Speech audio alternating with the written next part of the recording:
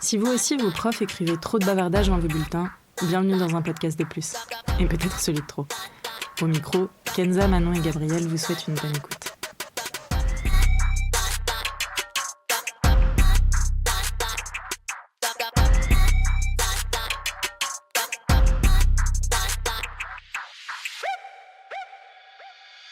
Bonjour tout le monde, bienvenue dans un nouvel épisode où on retrouve également Sylvain, que vous avez peut-être découvert dans l'épisode où on parle de son métier, de son parcours, etc. Aujourd'hui, on refait un épisode sur la sexualité parce que on trouvait qu'il manquait un point de vue masculin. Et pourquoi Sylvain ?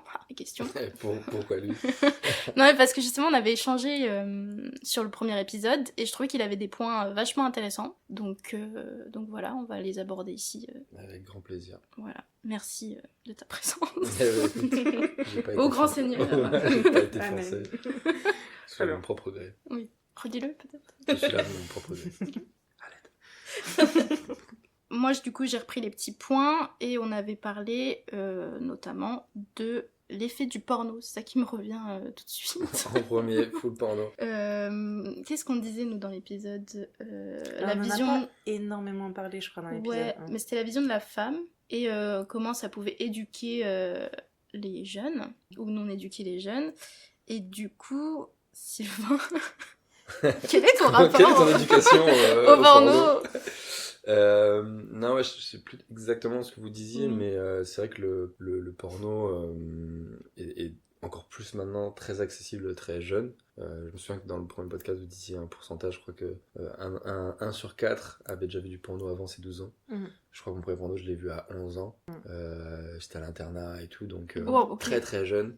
Bah oui, en plus en internat, c'est un truc un peu collectif. Il y en a un qui a la vidéo, il la montre à tout le monde et tout. C'est ton premier rapport à de la sexualité. Et puis en plus, bah, le porno est très centré sur le plaisir masculin, etc.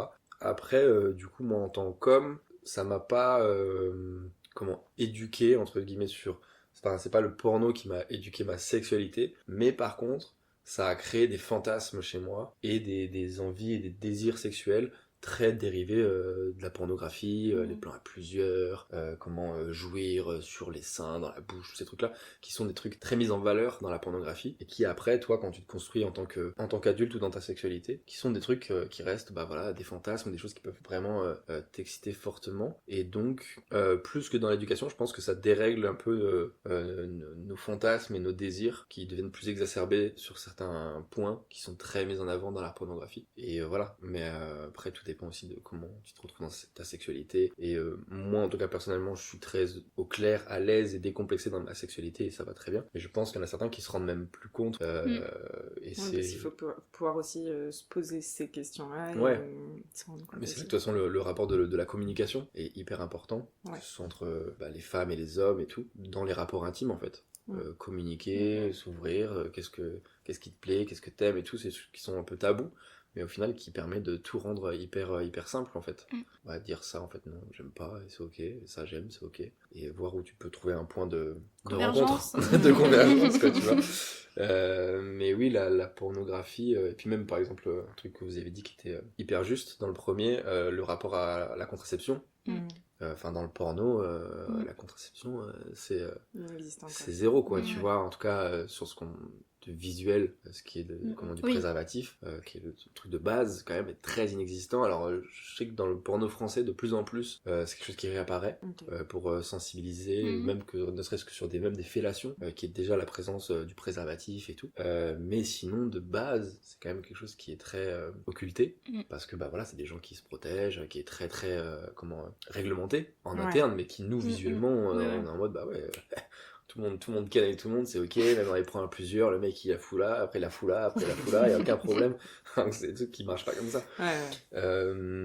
Et donc c'est dommage, parce que ça a pris une telle place dans notre construction à tous, hein, pas que les hommes, hein, parce que aussi les femmes qui en regardent du porno, mais c'est une industrie qui a tellement brassé et tout, que je pense que c'était un peu le cadet de leur souci. De savoir comment nous on se construisait avec ça quoi. Ils ont juste répondu à un besoin, ça a explosé, ça a fait des thunes de fou, et je pense qu'il y en a certains qui aujourd'hui commencent un peu à comprendre qu'il y a des choses à réglementer, ou en tout cas à rediriger, mais je pense qu'ils ont été tellement... Ça a été tellement un engouement, en tout cas, il y a eu tellement une accessibilité facile à tout ça, que ça a complètement... C'était générationnel, quoi, enfin, tu vois... Ouais. Comme on le dit, enfin tout le monde a déjà vu du porno, c'est d'une facilité avec une question, est-ce que t'as plus de 18 ans ou pas mec?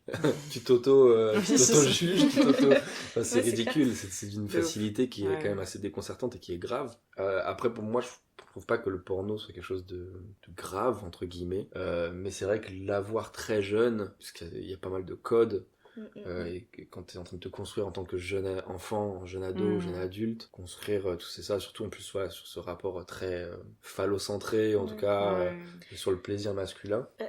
C'est surtout quand t'es jeune, comprendre que c'est fictif et que c'est du cinéma qu'on te présente et que c'est pas ça forcément, en tout cas la réalité, c'est surtout ça. Je pense le problème quand t'es exposé très très jeune, c'est est-ce que t'es capable d'avoir cette conscience-là de ça représente pas forcément quelque chose de réel, étant donné que si tu visionnes ça très jeune, c'est potentiellement ton premier accès ou ta première confrontation à de la sexualité. C'est là où ça peut être dangereux parce que ça peut du coup te créer une espèce de réalité qui n'a pas lieu d'être. Donc non, c'est pas le porno le problème, c'est plus, comme tu le dis, l'accessibilité très jeune. Bah en fait, c'est que c'est au même titre que tu peux fantasmer qu'un monde magique existe en Oui. regardant Harry Potter. Oui, bah, complètement. ça... Oui. Enfin, Relier Harry Potter au porno, c'est... ok. Si on reprend le rapport à l'âge... mon balai magique. Si on reprend le rapport à l'âge, ça peut être... Horrible. C'est très drôle. Si tu reprends le rapport à l'âge dans le cinéma, tu peux parler des films d'horreur. Ils sont pas interdits aux jeunes pour rien non plus. C'est que ça a des conséquences. C'est un peu la même chose avec le porno au final. Complètement, mais je crois que de poids de mesure, mais je crois que l'État essaie de prendre des mesures à ce qui est vraiment une vérification. Alors, j'en entends parler depuis quelques mois, mais moi aussi. Un pour truc le moment, je vois rien de notable. En tout cas. Mais l'identification. Ça fait des années. Non, mais c'est vrai que c'est marrant, quoi, cette question. Enfin, c'est un peu un running gag, mais enfin, qui vient sur un site pour j'ai pas d'expression. J'allais dire un truc hyper. Non, mais pour se faire plaisir, se retrouve face à cette question et se dit ah putain. J'ai pas 18 ans. Tu vois, genre.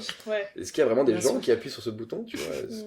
Tu vois, je sais pas. Je sais pas. Mais on a l'impression que si on leur a dit bon vous mettez ça, ça montre vraiment que c'est un peu battage de couilles, quoi. C'est un peu à la foutre. Oui, juste pour la forme. Ouais. Je fais un petit rappel aussi, on parle principalement, on va dire, de relations sexuelles hétérosexuelles, parce que je pense que c'est ce qui nous concerne pour ce moment. mais voilà, enfin, juste petit rappel. Petite parenthèse. Ouais. Complètement. C'est pas quelque chose qu'on occulte, c'est quelque chose qu'on ne connaît pas. Oui, voilà, c'est ça. Est-ce que du coup ta perception de la sexualité elle a évolué depuis ton adolescence? Ouais, complètement. Surtout que, on en parlait un peu aussi dans l'autre podcast sur mon travail et tout. Enfin, moi j'ai eu une puberté hyper tardive et donc je me suis construit en tant qu'homme vraiment en décalage complet avec les autres, donc ce qui fait que moi au début la sexualité déjà ça arrivait plus tard que d'autres, puis moi j'intéresse pas du coup les filles parce que voilà c'était vraiment, tu vois les photos de quand j'ai 16 ans on dirait que j'en ai 11 quoi, Le petit et exactement, et c'est terrible, ouais. Donc moi j'ai vraiment grandi vers 16, 17 ans, 18 ans. Ah ouais, c'est tard. C'est hyper tard, alors que les autres, ça commençait à être des mecs, ils commençaient à avoir la puberté et tout. Et du coup, mon rapport à la sexualité, au début, j'ai grandi, personnellement, en tout cas avec une pression de me dire, est-ce que je vais être à la hauteur de ce truc-là, tu vois, d'être à la hauteur des autres, d'être à la hauteur de faire du plaisir à une femme et tout. Et donc après, quand tu grandis, bon, tous ces questionnements, ils se balayent un peu. Mais c'est resté, ce qui fait que quand j'ai grandi, j'ai quand même grandi avec ce truc d'être très centré aussi, en tout cas pas centré mais complètement, mais le cul. Non, pas ce que je dis du tout. Non, mais d'avoir une grande part du plaisir de l'autre, en tout cas qui a une place très importante. T'as vraiment dit l'opposé de ce qu'il a essayé de dire. Moi c'était pour la blague. Mais en fait, tu vois, ce truc de quand tu grandis et que tu te dis putain, est-ce que je vais pouvoir donner du plaisir et tout, et qu'en fait après du coup tu mets encore plus de choses en œuvre, un élément central, exactement, pour faire du bien à l'autre, ce qui peut, en tout cas quand j'ai échangé avec d'autres femmes et tout, des fois justement beaucoup d'hommes, alors je suis pas du tout une généralité, mais avaient des rapports sexuels très centrés justement sur le... Oui, c'est ce que je voulais dire. Toi, t'as développé ta sexualité dans l'autre sens. Ouais. Enfin, parce que quand tu commences, évidemment, quand tu découvres, tu penses à tes sensations à toi, ce que tu ressens, etc. Pas tout de suite à ce que tu donnes à l'autre personne. Et toi, pour le coup, c'était tout de suite, qu'est-ce que je vais donner à l'autre personne plutôt que toi. Parce que je grandissais avec le truc de me dire, est-ce que je vais être à la hauteur de ça, ou est-ce que je vais être en capacité, quoi. Être à la hauteur. Tout à l'heure, je me retiens. Pardon, oui. Donc ouais, ça a évolué, quoi. Et même tout le rapport homme-femme qui évolue. Moi, je sais plus que j'avais vu dans les questions, je crois que c'était toi qui en parlais, tu voulais parler du truc un peu MeToo et tout, ou je sais plus qui c'est qui voulait aborder ça, mais dans ce rapport-là, de l'homme à la femme, ça a encore plus évolué, même ne serait-ce que moi dans ma sexualité, le rapport à l'autre, même si j'ai toujours pris ça de manière très précieuse, quand tu t'offres à l'intimité de l'autre et tout, encore plus avec ces trucs-là, sur cette notion de consentement et tout. C'est un truc tout con, mais que je parle de ça dans le sens où, ne serait-ce que pour enlever un sous-vêtement, on va dire, c'est tout con, mais je sais pas, à chaque fois je demande la permission, et c'est un truc qui a aussi découlé de tout ça, parce que même si c'est quelque chose qu'on s'offre, c'est important d'avoir ce rapport de confiance, et que c'est quelque chose de l'intimité, c'est quand même quelque chose de très très très précieux à chacun, et donc faut toi aussi le prendre précieusement, mais c'est des choses qui ont découlé, quoi, peut-être que je faisais pas avant, mais encore aujourd'hui je fais. Alors oui, forcément quand tu couches avec la personne, c'est des choses qui peuvent paraître logiques, mais tu vois, et puis je trouve qu'il y a un côté un peu sexy là-dedans aussi, tu vois, d'être là, de dire ok, bon voilà, j'ai envie de toi, j'ai envie de m'occuper de toi, ou j'ai envie de faire ça, est-ce que je peux aller plus loin, ou le truc. Et c'est aussi dans la communication, je pense que c'est quelque chose qu'il faut désacraliser. La communication, c'est quelque chose qui est hyper important, et qui permet d'être beaucoup plus ouvert, et savoir ce que t'aimes pas, et savoir le dire, et ouvrir la communication, ça te permet d'être au clair sur tout ce qui est dans le rapport avec l'autre, qui est ok. D'être sur la même longueur d'onde, et puis d'être sûr d'avoir le consentement à chaque étape Exactement, aussi. Oui, parce que ça peut changer. Oui, le consentement il peut être là, et puis 10 minutes après plus, et puis t'oses pas forcément, en tant que meuf en tout cas, t'oses pas forcément dire finalement je suis plus très chaud, et si la personne en face elle t'invite par une question à remettre en cause justement le consentement que t'as pu donner avant, c'est te faire sentir que c'est ok aussi. C'est ça, que t'as le droit en fait de... Et puis tu vois, c'est tout con, mais le fait, je reviens sur le truc par exemple d'enlever une culotte ou quoi, de dire est-ce que je peux te l'enlever et tout, en fait c'est un truc qui à la base tu peux dire on s'en fout machin, et en fait le fait de le demander, des fois en face tu te retrouves avec une réponse qui est ouais en fait là j'en ai pas trop envie, ou j'aime pas trop ça qu'on s'occupe de moi ou quoi, c'est un truc tout con. Et en fait, et du coup avant c'est peut-être quelque chose que on m'aurait jamais dit, et le fait d'ouvrir cette porte là, d'ouvrir de ah non je me sens pas, ou je me sens pas à l'aise parce que je sais pas, moi c'est pareil des fois faire des filles qui disent je suis pas épilée, ou je sais pas, en fait je me sens pas à l'aise que tu tailles, ok, tu vois, et viens on fait autre chose, on se découvre sur autre chose, sur d'autres plans. Le fait de poser ces choses là, ces étapes là, c'est pas quelque chose qui casse, je trouve, le rapport, c'est quelque chose qui l'embellit et le rend plus spécial, quoi. Et tu vois, c'est pour ça que Gab, quand t'as dit quand on est jeune du moins, on se concentre un peu sur nos sensations et tout, moi justement, ça me fait penser à ça, parce que du coup moi c'était pendant très longtemps, jusqu'à vraiment tard, c'était le plaisir de l'autre qui comptait, moi pareil. Et du coup moi que je sois épilée ou pas, etc., c'était hyper important pour le plaisir de l'autre, et pas du et genre jamais je me posais la question, jamais, j'exagère, mais je me suis très rarement posé la question ok, est-ce que là je suis vraiment à l'aise pour moi, plus que ah ouais mais ça va le déranger parce que là je suis pas assez bien épilée, mais machin, c'est toi en etc., tant que femme, moi je parle plutôt d'un homme qui découvre la sexualité et qui est en mode qu'est-ce que ça me fait à moi. Je pense que c'est très différent. Alors que nous, les femmes, c'était très... Enfin oui, évidemment, oui, je te rejoins là-dessus, mais par rapport à un mec qui découvre sa sexualité, il est pas trop dans le plaisir de l'autre au début, encore une fois je pense généralité, mais c'est assez vrai et fréquent. Ça rejoint aussi le fait qu'on parle très peu de sexualité féminine, notamment quand on est jeune, qu'il y a un truc un peu tabou autour de ça, et alors que les mecs de 14 ans dans la cour de récré qui vont en parler entre eux, c'est complètement normal, tu vois, et oui, mais ça devrait l'être de l'autre côté aussi, et donc déjà très jeune tu t'enfermes dans un truc de on n'en parle pas, limite ça n'existe pas, et quand tu te retrouves face à l'autre, même inconsciemment t'es dans ce truc là, et donc parce qu'il y a un jugement, pour moi il y a aussi un espèce de jugement de valeur de un mec jeune qui parle de cul, tu vas être en mode oh t'es stylé, t'es un homme, oui bien sûr, une fille c'est en mode oh la pétasse quoi, ouais, complètement, mais même pas que chez les jeunes, même bien sûr, même plus déjà plus tard, c'est quelque chose encore qui évolue mais qui est encore très présent. voilà, un mec qui va avoir plein de conquêtes, ça va être hyper stylé, ça va être... Mais ça commence à changer, je trouve qu'en tout cas, la sexualité décomplexée comme ça, chez les femmes, ça commence à être beaucoup plus ok. Enfin, ouais, mais après, je vois encore passer des trucs, tu vois, dans les réels, sur les réseaux et tout, des trucs de mecs qui sont là, ah non, mais moi, ma meuf, faut pas qu'elle ait vu plus de 3 ça, gars. c'est pas le bon côté des réseaux, truc ouais, mais ça existe encore, tu vois, genre... Mais c'est intéressant parce que je voulais en parler de ça, tu vois, du body count et de la différence chez les hommes et chez les femmes, où j'ai l'impression qu'il y a une espèce de performance améliorative chez les hommes, là où c'est tout l'inverse pour les femmes, ce truc de pureté, de se préserver, ceci, cela. Chez les mecs, est-ce qu'il y a une espèce peut-être, pas de rivalité, mais de compétition un peu autour du nombre de conquêtes, des performances même, ou de la sexualité de manière générale, tu vois. De toute façon, c'est très masculin en général. Nous, les hommes, dès le plus jeune âge, on est un peu régis par notre compétence à entreprendre des choses, par notre qualité à faire des choses. Et du coup, forcément, qu'on rentre dans cet esprit de compétition, de rivalité, et qui existe, et que voilà, c'est un peu un marqueur, mais qui change un peu. Moi, je le vois dans mes rapports et tout. Je peux me prendre des réflexions, même par des filles, tu vois.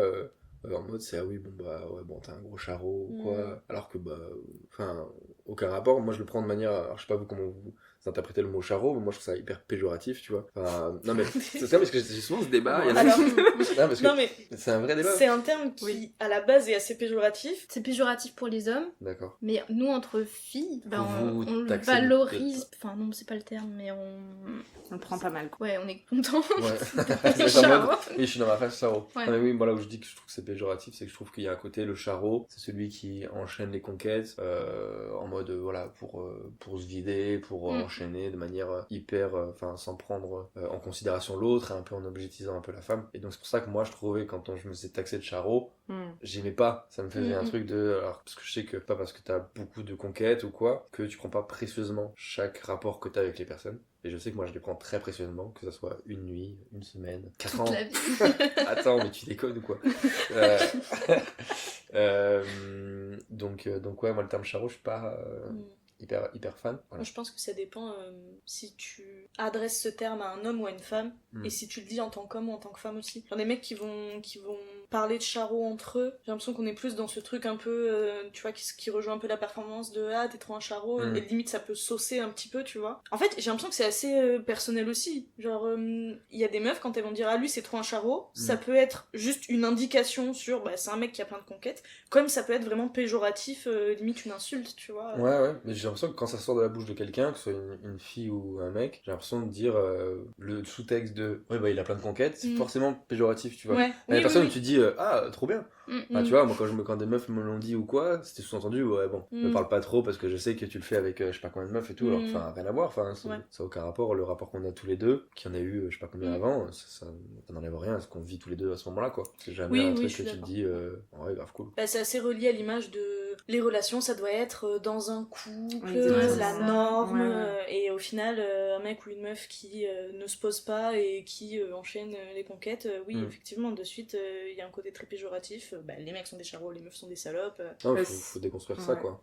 L'exclusivité genre d'émotion. Si tu me dis ça à moi, mais que tu le dis à quelqu'un d'autre, ça veut dire que c'est faux. Alors qu'en vrai, tu peux aimer deux personnes de manière différente et à la fois aussi. Enfin, c'est comme des amis, de relations amicales. Tu n'as pas forcément qu'une amie ou qu'un ami ad vitam aeternam, mais surtout pas deux amis en même temps, quoi. Tu peux avoir plusieurs potes et les aimer de manière différente. Tous, et puis en plus, surtout dans l'intimité, tu partages pas les mêmes choses avec différentes personnes, des choses que tu fais ou que tu discutes ou que qui sont complètement différentes. C'est pas du tout en fait, les gens souvent ils se sentent comparés. Oui, c'est ça. Mais c'est toute la richesse des relations humaines. Genre, il y en a aucune qui se ressemble. T'as du bon à prendre chez tout le monde, que ce soit des jeunes, des moins jeunes, des expérimentés, des moins expérimentés et tout. Exactement.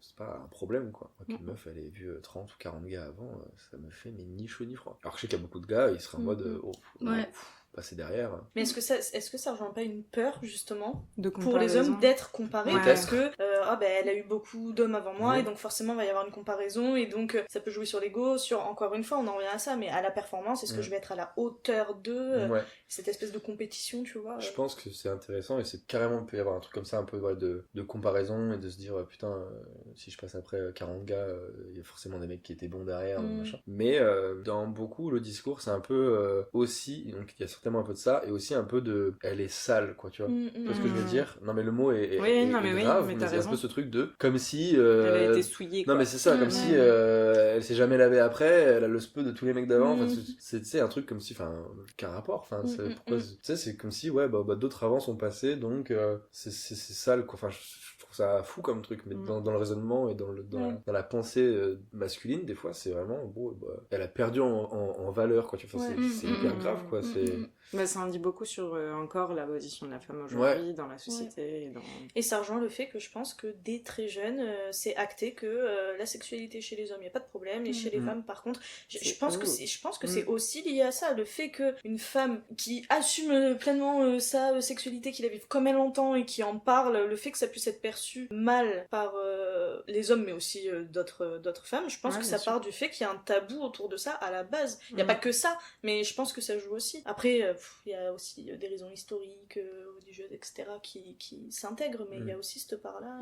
Ouais, donc faut que ça évolue, mais il y a le livre, là, le cœur sur la table, qui en parle très bien, qui est un bouquin aussi, qui déconstruit aussi un peu tout ça, en donnant la parole à des femmes aussi, qui justement, elles, depuis qu'elles vivent leur sexualité, parce qu'il y a aussi beaucoup de femmes, en tout cas, qui témoignent là-dedans, qui se disent qu'elles se bloquaient des relations éphémères, parce qu'elles se disaient, bon, bah, j'ai peut-être pas le droit, ou c'est pas bon et tout. Donc, depuis qu'elles ont un peu déconstruit ça et qu'elles se sont décomplexées là-dessus, elles sont en mode, bah ouais, en vrai, un soir, je vois un mec, ça se passe bien, on rentre, on fait l'amour, c'est ok, c'est complètement ok. Et ça amène beaucoup ces sujets-là et tout. En vrai, c'est un livre qui est hyper sympa. Il y a même les couilles sur la table aussi après, qui est plus aussi tourné autour des hommes, et c'est même un podcast. Et c'est grave intéressant. Et ça parle un peu de tout ça, et ça déconstruit un peu ces mentalités très... Oui, ça c'est trop cool, mais c'est en ce moment, quoi. Enfin, c'est nous, je trouve que c'est notre génération, on est en train de prendre le contre-pied de tout ce qui a pu se passer avant, et on est en train de tout...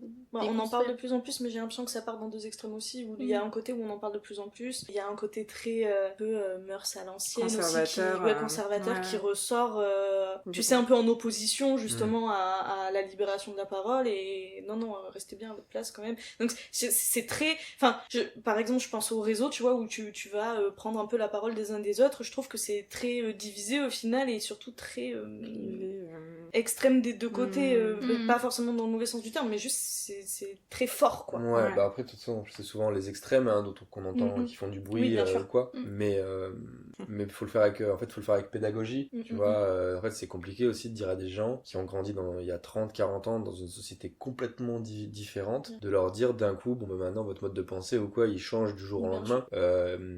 Ou alors, t'as aussi les très très jeunes qui peuvent aussi avoir ce genre en fait de discours, mais parce que répété, parce que, etc., des plus âgés aussi. Ouais, complètement. Mais je pense que voilà, il y a un truc de, ok, on comprend certaines choses, il faut qu'on avance tous ensemble et qu'on amène, mais c'est vrai que des fois c'est compliqué, et puis souvent, c'est ce que t'entends plus sur les réseaux, c'est des trucs qui sont hyper extrêmes et qui en fait font pas du tout avancer le débat, et qui justement braquent certaines mentalités un peu arriérées, qui se disent les hystériques, les machins, ils vont se calmer, alors que c'est compliqué, hein, et ça se trouve que ça sera pareil pour nous, hein. Dans 30 ou 40 ans, il y aura des modes de pensée différents, et j'espère qu'on nous accompagnera pour les comprendre, plutôt que de nous dire, bon bah non, vous avez toujours mal pensé, quoi.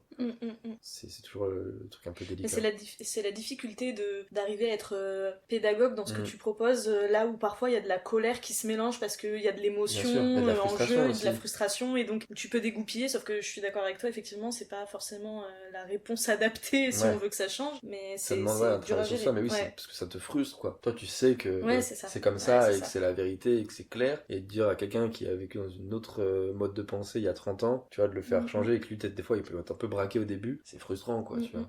C'est dur. Mais après, c'est pas leur faute, entre guillemets. Après, leur remise en question, c'est leur faute, mais des fois, faire bouger les choses pour certaines personnes qui n'ont pas du tout vécu dans les mêmes... on se construit avec son vécu aussi, donc forcément c'est très compliqué, et puis...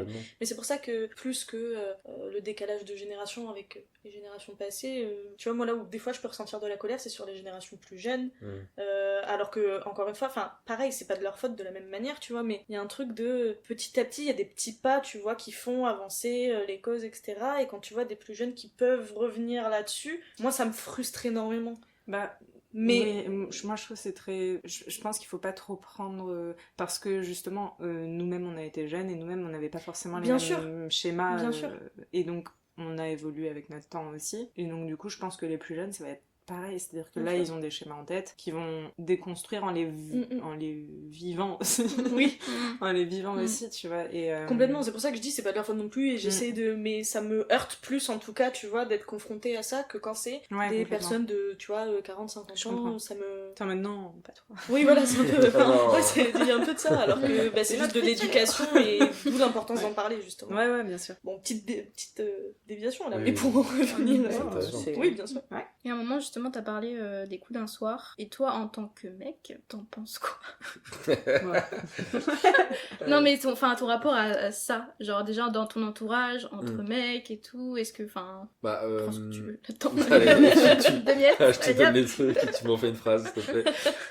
Les mots-clés. Non, mais moi, dans mon rapport, déjà, j'ai un rapport, comme ce que je disais avant, très décomplexé à ma sexualité, donc j'ai aucun problème avec le coup d'un soir.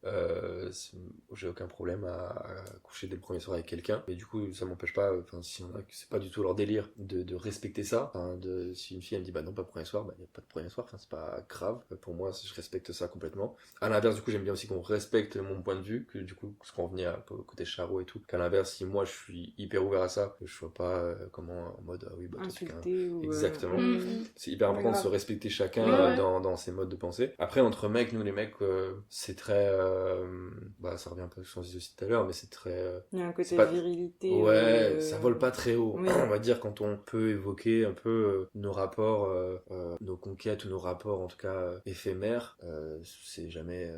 on rentre pas dans quelque chose de très profond. Après, ça reste très... les hommes, quoi, on est très pudiques en tout cas sur nos émotions ou ce qu'on peut vivre. Donc évidemment, on grandit avec un truc tiens, on a fait ça, on a fait telle position, on a fait le truc. On n'est pas dans ah ouais, bah, on a fait ce truc là, ça m'a fait ça, j'ai adoré quand elle a fait ça. Ça va être ouais machin, elle est comme ça. Ça c'est un peu naze. Non mais c'est vrai, mais c'est en le disant, tu te rends compte à quel point c'est naze, quoi, tu vois. Et est-ce que du coup tu te permets plus d'en discuter avec ta meilleure amie, puisqu'on en avait abordé ce point-là, du coup le fait que t'es une meilleure amie fille, tu t'ouvres plus sur ces sujets-là ou tu restes quand même... Complètement en fait. C'est là aussi où moi je me sens très chanceux d'avoir une meilleure amie fille, c'est que justement dans ce rapport où tu peux t'ouvrir, parler de tes émotions et tout, c'est incroyable, je rentre, on peut parler, évoquer, que ce soit dans les rapports éphémères ou dans les rapports amoureux, dans les rapports amicaux, dans le travail, tout, tu peux vraiment, moi en plus qui ai beaucoup évolué dans ma communication, maintenant qui ai beaucoup de facilité à communiquer mes émotions, à partager tout ça, de vivre avec une fille, genre c'est trop bien, c'est trop cool, des discussions que j'ai avec elle que je peux pas avoir avec... Mais c'est trop dommage. Tu vois, non mais c'est hyper dommage. Que tu peux pas avoir parce que tu te les autorises pas non plus, non? En fait c'est même pas tellement que je me les autorise pas, parce qu'en vrai je pense que je sentirais que ce serait possible avec certains, voilà, mais on est tellement, c'est très, il y a peu de potes gars avec qui vraiment je peux parler émotionnellement en fait. C'est marrant que tu dis ça. On a eu Maxime sur un épisode Amitié homme-femme dans un des épisodes en gros, du podcast, et qui disait un peu la même chose que toi, donc c'est marrant de retrouver finalement ça chez quelqu'un d'autre. On a cette espèce de pudeur mal placée. Mais après, quand nous on grandit, moi j'ai grandi avec, j'étais hyper sensible et hyper émotif quand j'étais adolescent. J'ai grandi avec ce truc d'être naze, quoi, d'être le mec naze, parce que tu pleures, t'es sensible, truc, tu vois. Non mais c'est excusez-moi, la transition n'est peut-être pas forcément claire. Non mais tu sais, d'être jugé comme ça, exactement, d'être jugé t'es pas un vrai mec parce que tu t'ouvres. Donc nous dès le plus jeune âge, on apprend à tout fermer, quoi, en fait, à tout verrouiller. Et moi, si aujourd'hui je suis hyper ouvert sur ma communication et tout, c'est dans mes rapports avec mes copines, j'ai eu des copines qui m'ont beaucoup éduqué, entre guillemets, à communiquer, à m'ouvrir et à me permettre qu'aujourd'hui je suis hyper au clair dans mes relations avec tout le monde, parce que je peux me dire voilà, ça j'en ai envie, ça j'aime pas, je sais ce que j'aime, ce que j'aime pas, et je peux le verbaliser, le témoigner, alors que du coup à l'inverse il y a beaucoup de gars justement qui vont garder les choses pour eux, ce poids sur eux émotionnel, et se renfermer et pas s'ouvrir, alors qu'en vrai la communication, et ça facilite tellement de choses, et la sincérité et l'honnêteté aussi, parce que souvent les gars on peut justement se transformer aussi dans ce côté un peu de mensonge, parce qu'on veut pas blesser, on veut pas, alors qu'on a le droit de ressentir des choses, peu importe ce qu'on ressent et tout, il n'y a pas de mauvaises émotions, il faut juste les écouter essayer d'en tirer les bons enseignements, les comprendre et les verbaliser. Ça permet surtout quand t'es dans un rapport à quelqu'un, peu importe sa durée ou sa valeur, le témoigner, ça simplifie tout, quoi. Mais c'est très très dur pour beaucoup de mecs, et moi c'est aujourd'hui, près de bientôt 30 ans, que je suis hyper au clair là-dedans, mais avant il a fallu des années où j'ai tâtonné, etc. Bah quoi. oui. Mais oui, entre mecs, ouais, pas trop ce truc-là, quoi. J'ai pas de discussion hyper profonde avec des amis mecs, quoi. Alors qu'à l'inverse, même des amis meufs éloignés, entre guillemets, qui sont juste même des copines, très rapidement, ah putain, mais toi ça va, toi en ce moment, et du coup parle-moi de ça. Et, c'est une facilité féminine à vite aller dans quelque chose d'émotionnel qui est hyper agréable. Que les mecs, un mec il va pas te dire alors comment tu te sens toi, en ce moment et tout, ça va le truc, c'est un Comment tu vas, lui? Comment c'est genre. Non mais c'est vrai, mais du coup c'est cool si ça évolue, quoi. Bah ce serait bien. Grave. Mais en plus d'avoir... Mais surtout que, comme disait Kenza, mais t'es pas le premier à nous faire, tu vois, ce genre de remarques et de témoignages, et témoigner d'une envie que ce soit possible, et donc au final, il y a une espèce de tabou commun qui fait du mal à tout le monde une fois que vous analysez le truc. Donc, ça te paraît tellement simple que tu te dis, mais juste genre, parlez-vous. Genre, si toi t'en as envie, lance le sujet. C'est là que tu te rends compte qu'en fait, quand on a appris à le faire, c'est compliqué. Mais bien sûr, bien sûr. C'est très dur. Moi j'étais comme ça, et mes copines qui m'ont permis d'avancer là-dessus, les premières fois, c'était vraiment, mais parle-moi, parle-moi. Et toi t'es là en mode, dis les choses. Il y a rien qui sort, en mode, je sais pas. Et aussi c'est difficile d'utiliser les bons mots aussi. Quand t'as pas l'habitude de parler, de te faire comprendre, tu vas dire un truc et tu vas dire, mais non, t'as mal compris. Bah non, c'est ce que t'as dit. Oui, mais c'est pas ce que je voulais dire. Mais faut aussi que l'autre joue le jeu, et que celui d'en face soit en mode... Moi, la chance aussi que j'ai eu là-dessus, c'est qu'elle me disait, bon écoute, dis avec tes mots, mais au moins dis-moi des choses, tu vois, viens, et toi tu balances ça un peu. Forcément les premières fois c'est un peu en mode, non, c'est pas vraiment ce que je veux dire, parce que là t'es en train de passer pour je sais pas quoi. Et en fait, accepter aussi ce truc de je ressens les choses, tu vois, aussi quand... Moi, j'avais une copine qui me disait beaucoup, me dis pas, je suis comme ça. Dis-moi, toi, tu ressens que je t'ai envoyé cette information ou ce truc-là, et ça permet de respecter un peu chacun sa perception ou des émotions et des trucs. Quelqu'un ressent quelque chose, il a le droit de le ressentir, mais c'est pas forcément la vérité de ce qui se passe. C'est juste qu'on a tous nos prismes. Et respecter chacun sa bulle, c'est hyper important.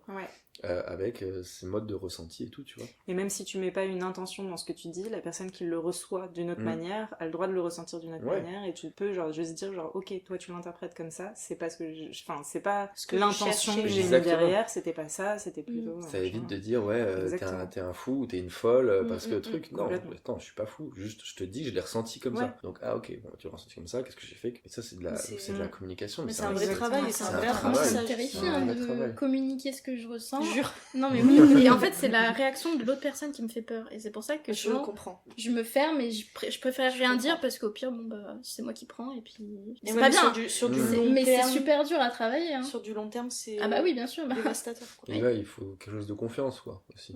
Oui, bien sûr. Après il y a la personne que t'as en face, bien sûr. Tu peux pas le faire avec tout le monde non plus, quoi. C'est clair. Et en parlant de communication, pour revenir un peu aussi à la notion de consentement et tout, on a parlé du consentement des femmes, etc.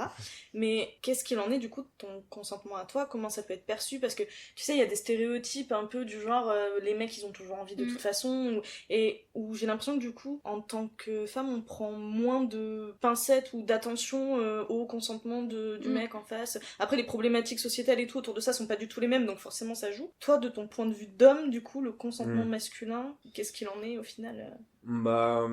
Il est beaucoup moins présent, entre guillemets, dans le sens où j'ai beaucoup moins de cas de figure où mon consentement il rentre en compte, parce que ne serait-ce que dans la drague ou quoi, les filles elles draguent un peu moins, en tout cas, c'est pas une généralité que je fais là, mais dans mon ressenti en tant qu'homme, qu'une fille elle prenne les devants et tout, c'est beaucoup plus rare, et donc le consentement, étonnamment, en tant qu'homme, les seules fois où vraiment je me suis retrouvé face à mais il n'y a pas mon consentement là, c'est la drague de d'autres hommes. Ok. Et non mais c'est très particulier, parce que du coup, non mais c'est vrai.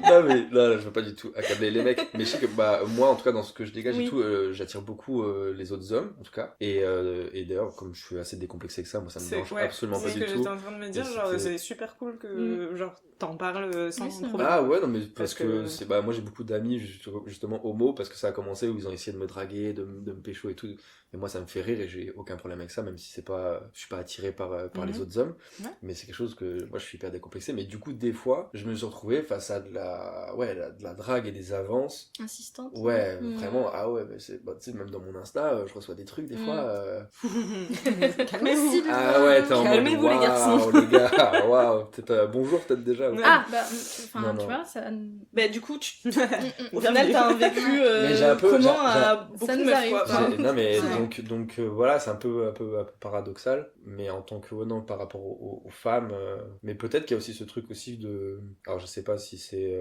cliché ou quoi, mais que nous on a très souvent envie, et du coup Mais en peut-être tout que cas ça s'ancre dans peut-être dans le cas, tu vois, mais... peut-être, mais moi Moi, ça m'est très rarement arrivé de refuser en tout cas un acte parce que j'en avais pas envie, tu vois. Des fois ça peut arriver, mais plus dans tes relations, mais c'est plus arrivé des fois mes partenaires à moi, des fois qui me disent bah là en fait ce soir non, et genre c'est complètement ok, ça faut aussi bien clarifier, les filles, vous avez le droit de ne pas avoir envie. Et c'est un truc, moi j'ai eu des copines, alors bon ça s'est beaucoup comment améliorer sur le long terme et tout, mais qui des fois me disaient bah en fait genre j'ai peur de dire non.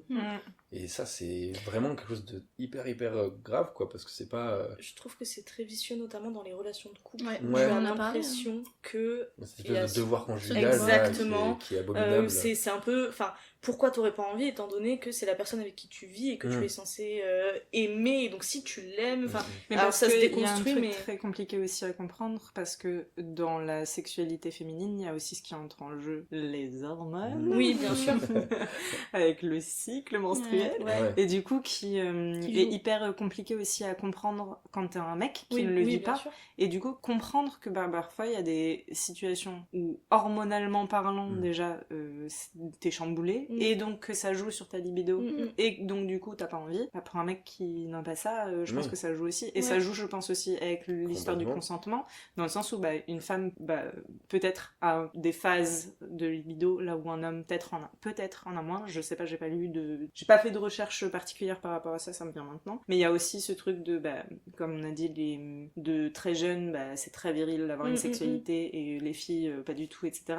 Où du coup, une fille va peut-être être plus dans la projection, en gros, sur son partenaire de, j'ai envie, lui, il tente rien, ça veut dire peut-être que dans l'attente, etc. Tu vois, genre, en fait, tu prends sur beaucoup le moins rythme, les devants, et t'es plus, enfin, tu vois. Ouais. Oui, mais je pense que possible. de manière générale, c'est un peu ça aussi qui joue. Du coup, sur un consentement d'homme, où en même temps, si c'est eux qui amènent, on va dire, le rapport sexuel ou autre, forcément, ça, il y a moins de... Mais je posais la question en fait parce que, enfin, je suis complètement... Non, mais si, je vois ce que tu veux dire. Je suis complètement d'accord avec ce que vous dites. Enfin, mon constat c'est un peu le même. C'est juste que pour en avoir parlé avec un mec, lui, ça lui est arrivé de dire non, tu vois, à des meufs parce que à ce moment-là il avait pas envie, enfin tout comme une meuf va dire non, etc. Et en fait la réaction en face c'était vraiment de la stupeur ou de la colère, de l'incompréhension, et c'est pour ça que oui, les enjeux de consentement sont pas les mêmes pour les hommes et pour les femmes, on est bien d'accord, mais je trouvais intéressant quand même de faire un petit point dessus parce que du coup lui en l'occurrence en tout cas s'est retrouvé dans une posture où il est face à une personne en colère parce qu'il a pas envie de coucher avec elle, quoi. Et c'est là où je me dis c'est très bien qu'on parle de plus en plus de consentement, mais ça serait cool qu'on fasse une petite place aussi au fait que parfois c'est aussi les mecs qui disent non, et que puis il y a des gars qui ont comment une sexualité beaucoup moins exacerbée que d'autres. Une libido plus. Moi j'ai des potes qui sont en mode moi j'ai pas ken là depuis 6 mois et c'est ok quoi, enfin tu vois, ils sont pas en mode tu vois, c'est pour ça que on n'a pas tous cette libido, la même libido quoi, donc ça appartient. Alors en fait c'est parce que je pense que c'est un peu rythmé par le fait que nous les mecs on est un peu plus binaire dans le sens de voilà, on a envie, on n'a pas envie, c'est un peu tous les jours, alors que les filles il y a plus justement ce que tu disais, un peu cette notion de courbe, que ce soit avec le cycle menstruel ou même tout simplement la contraception, la contraception elle peut te baisser ta libido, la contraception, la charge mentale à un moment donné, tout, plein de trucs qui fait que et puis on se retrouve aussi confronté beaucoup parce que dans ce qu'on disait un peu de la prise d'initiative des hommes par rapport à ça, donc c'est plus eux souvent qui sont retrouvés face à un non ou un oui, mais en changeant effectivement plus les filles vont aussi prendre en chose les mains, prendre en main les choses. Et après je vous mets des mots, vous en faites ce que vous voulez, au montage tu me les remets dans le bon ordre, ça c'est vous regardez. Non mais voilà, plus les filles vont prendre les choses en main. J'ai failli le redire, ça c'est ouf. plus on prend les choses en main, plus du coup on va pouvoir se retrouver aussi face à des moments où les hommes vont dire non. Mais c'est quelque chose qui arrive de plus en plus. Et je trouve ça cool dans mes rapports et tout. De plus en plus, je me retrouve face à des femmes qui prennent les devants et qui sont aussi... Mais est-ce que c'est pas parce que c'est toi qui le fais pas et du coup elles sont dans l'attente et elles sont en mode bon bah faut y aller là, donc du coup c'est elles qui... Possible aussi, mais après je sais pas, moi j'aime bien. Non mais dans le sens où je trouve que une femme entreprenante, une femme qui s'assume et tout, c'est très sexy et c'est très cool, donc peut-être je le provoque aussi un peu par le truc de j'ai envie de le voir, mais dans mes rapports plus anciens et tout, c'est vrai que très très souvent c'est quand même moi qui prenais les devants, c'est quand même moi qui prenais le lead. Bah, c'est un peu la conformité des rôles aussi, c'est un peu ce qu'on attend. On a été façonné avec ça, quoi. C'est l'homme qui fait le premier pas, qui fait machin, c'est un truc un peu arriéré, quoi. Mais qui je trouve que de plus en plus sont un peu démolis, quoi. Moi je me demande si c'est qu'ils sont démolis parce que les temps changent ou est-ce que c'est parce que nous on prend de l'âge. Je sais pas parce que moi j'aime quand même les mecs qui prennent les devants. Oui mais ça c'est pas... Non mais... oui, non, d'accord.